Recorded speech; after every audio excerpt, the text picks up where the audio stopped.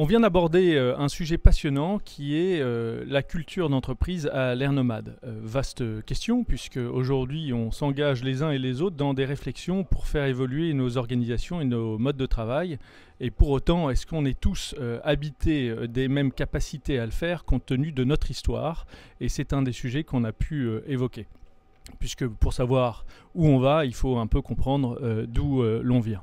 Et dans ces grandes tendances, on s'est aperçu que les entreprises cédaient parfois à des modes qui les invitaient à faire à peu près la même chose que le voisin sans prendre en compte l'environnement dans lequel les collaborateurs évoluaient.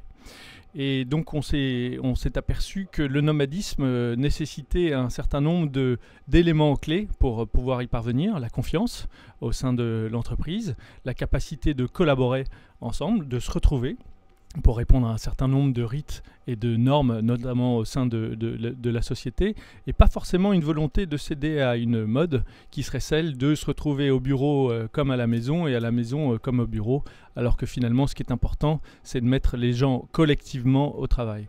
Donc on a même évoqué la notion de tribu et que le nomadisme ou le nomade était tribal.